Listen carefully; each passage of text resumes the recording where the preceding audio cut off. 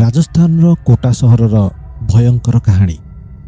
ଏହି କାହାଣୀ ସ୍ୱପ୍ନା, ସଲୋନି ଏବଂ ତାଙ୍କର ନିରୀହ ବନ୍ଧୁମାନଙ୍କର, ଯେଉଁମାନେ ସେଦିନ କାଳର ଚକ୍ରରେ ଫସିଯାଇ ମୃତ୍ୟୁ ମୁହଁରେ ଆସି ପହଞ୍ଚି ଯାଇଥିଲେ।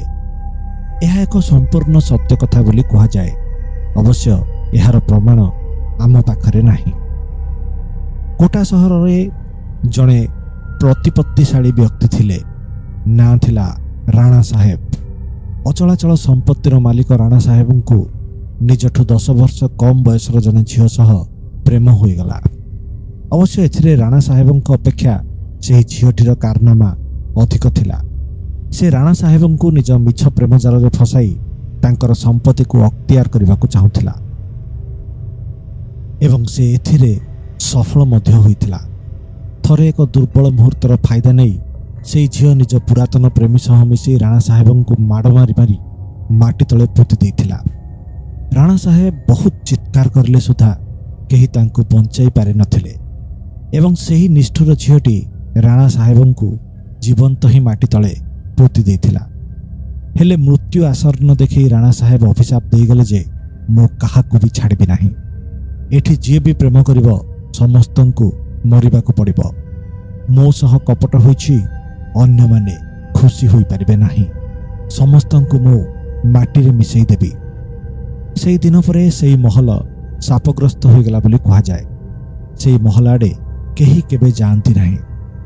କୁହାଯାଏ ଯେ ସେହି ମହଲ ଭିତରକୁ ଯିଏ ଯାଏ ସେ କେବେ ଫେରି ଆସେନି। ଆଜି ବି କାଳେ ରାଣା ସାହେବ ସେହି ମହଲ ଭିତରେ ବୁଲୁଥାନ୍ତି।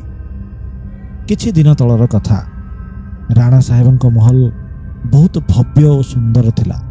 ତେଣୁ ଅନେକ ଲୋକ ଏହାକୁ ଦେଖିବା ପାଇଁ ଦିନବେଳେ ଆସୁଥିଲେ। ସେମିତି ସ୍ୱପ୍ନା ଓ ରଜତ ନାମରେ 2 ଜଣ ବ୍ୟକ୍ତି ସେହି ମହଲ ବୁଲିବାକୁ ଆସିଥାନ୍ତି।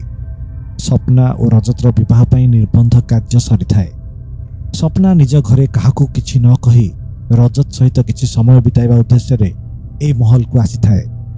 ସେ 2 ଜଣ ମହଲ ଭିତରେ ଏକାନ୍ତ ଖୋଜି ଖୋଜି ସେହି ସ୍ଥାନରେ ଆସି ପହଞ୍ଚି ଯାଇଥିଲେ ଯେଉଁଠି ରାଣା ସାହେବଙ୍କୁ ମାରି ପୋତି ଦିଆଯାଇଥିଲା।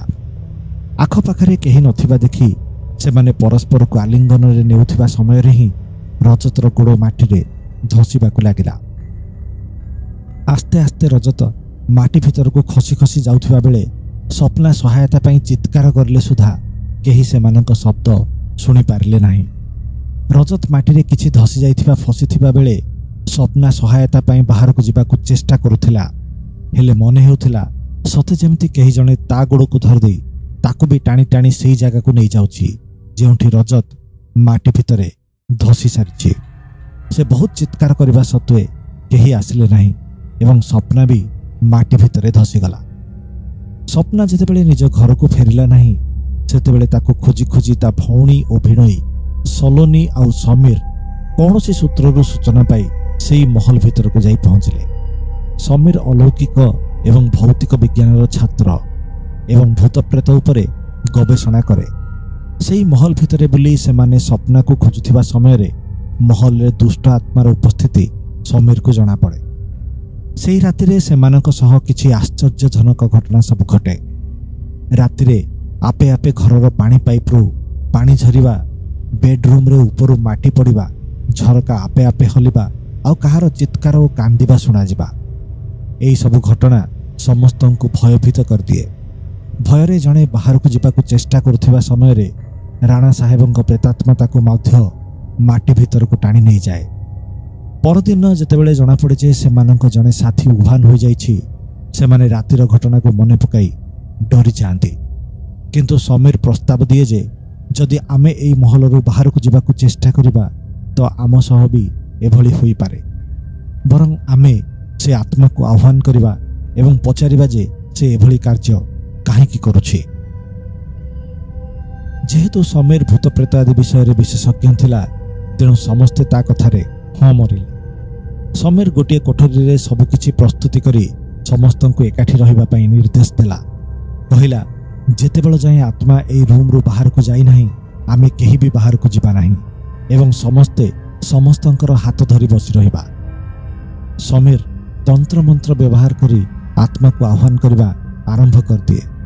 କିଛି ସମୟ ପରେ ହିଁ ବହୁତ ତୀବ୍ର ପବନ ଓ ବିଜୁଳିର ଶବ୍ଦ ସହ ରାଣା ସାହେବଙ୍କ ଆତ୍ମା ସେହି ରୁମ୍ରେ ପ୍ରବେଶ କରେ। ତାଙ୍କର ଉପସ୍ଥିତିକୁ ଅନୁଭବ କରି ସମୀର ପ୍ରଶ୍ନ କରେ, ତମେ କିଏ? କାହିଁକି ନିରୀହ ଲୋକମାନଙ୍କୁ ହତ୍ୟା କରୁଛ? ରାଣା ସାହେବଙ୍କ ଆତ୍ମା ଚିତ୍କାର କରି କହେ, ତମେ ସମସ୍ତେ ଏଠୁ ଶୀଘ୍ର ଚାଲିଯାଅ। ମୁଁ କାହାକୁ ବି ଛାଡ଼ିବି ନାହିଁ। ସବୁ ମରିବେ। ଏଠାକୁ ଯିଏ ବି ଆସିବ ମରିବ। ଏହାପରେ ରାଣା ସାହେବଙ୍କ ଆତ୍ମା ସେ ରୁମ୍ରୁ ବାହାରି ଚାଲିଯାଏ। ରାଣାଙ୍କ ଆତ୍ମା ଗଲାପରେ ସମୀର ସ୍ୱପ୍ନାର ଆତ୍ମାକୁ ଆହ୍ୱାନ କରି ତାଙ୍କ ସହ କ'ଣ ହୋଇଥିଲା ସେହି ବିଷୟରେ ପ୍ରଶ୍ନ କରେ। ସ୍ୱପ୍ନା କହେ ଯେ ରାଣା ସାହେବଙ୍କ ଆତ୍ମା ତାକୁ ମାଟି ତଳେ ପୋତି ଦେଇଛି। ମୋତେ ଏଠାରୁ ବାହାର କର। ସଲୋନୀ ପ୍ରଶ୍ନ କଲା, ରାଣା ସାହେବଙ୍କ ଆତ୍ମାକୁ କେମିତି ମାରିହେବ? ସ୍ୱପ୍ନା କହିଲା ଯେ ଯେଉଁଠି ରାଣା ସାହେବଙ୍କ ଆତ୍ମା ସ୍ୱପ୍ନା ଓ ରଜତକୁ ପୋତି ଦେଇଛି ସେହି ନିକଟରେ ହିଁ ମାଙ୍କ ତ୍ରିଶୂଳ ଅଛି। ସେହି ତ୍ରିଶୂଳ ଦ୍ୱାରା ହିଁ ରାଣା ସାହେବଙ୍କ ଆତ୍ମାକୁ ହତ୍ୟା କରିହେବ ଏବଂ ସେମିତି କରିପାରିଲେ ଏହି ଅଭିଶପ୍ତ ମହଲ ସାପମୁକ୍ତ ହେବ। ଏହାପରେ ସମୀର, ସଲୋନୀ ଓ ଅନ୍ୟ ବନ୍ଧୁମାନେ ସେହି ସ୍ଥାନକୁ ଗଲେ ଯେଉଁଠି ରାଣା ସାହେବଙ୍କୁ ସମାଧି ଦିଆଯାଇଥିଲା। ସତରେ ସେଠାରେ ଗୋଟିଏ ମନ୍ଦିର ବି ଥିଲା ଆଉ ସେଇଠି ମାଙ୍କ ତ୍ରିଶୂଳ ବି ଥିଲା। ସେମାନେ ତ୍ରିଶୂଳ ନିକଟକୁ ଯିବାକୁ ଚେଷ୍ଟା କରୁଥିବା ବେଳେ ରାଣା ସାହେବଙ୍କ ଆତ୍ମା ସେମାନଙ୍କୁ ବିଫଳ କରିବାକୁ ବହୁତ ଚେଷ୍ଟା କଲା। କିନ୍ତୁ ସଲୋନୀ କେମିତି ସେହି ତ୍ରିଶୂଳକୁ ହାତରେ ନେଇ ରାଣା ସାହେବଙ୍କ ଉପରେ ନିକ୍ଷେପ କରିବା ପରେ ରାଣା ସାହେବଙ୍କ ଆତ୍ମାକୁ ମୁକ୍ତି ମିଳିଗଲା। ରାଣା ସାହେବଙ୍କ ସମେତ ଅନ୍ୟ ସମସ୍ତଙ୍କ ଆତ୍ମାକୁ ମୁକ୍ତି ମିଳିଯାଇଥିଲା। ସେହି ଦିନର ଘଟଣା ପରେ ସେହି ମହଲରେ ଆଉ କେବେ ବି କୌଣସି ପ୍ରକାରର ଦୁର୍ଘଟଣା କେହି କେବେ ଶୁଣିବାକୁ ପାଇନଥିଲେ।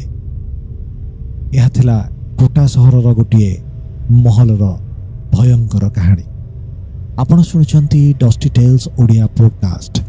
ଯଦି ଆପଣଙ୍କୁ ଏହି ଉପସ୍ଥାପନା ଭଲ ଲାଗେ ତାହେଲେ ଏହାକୁ ଲାଇକ୍ କରନ୍ତୁ ଏବଂ ନିଜ ବନ୍ଧୁମାନଙ୍କ ସହ ସେୟାର କରନ୍ତୁ। ଆମ ଚ୍ୟାନେଲକୁ ସବସ୍କ୍ରାଇବ୍ କରନ୍ତୁ।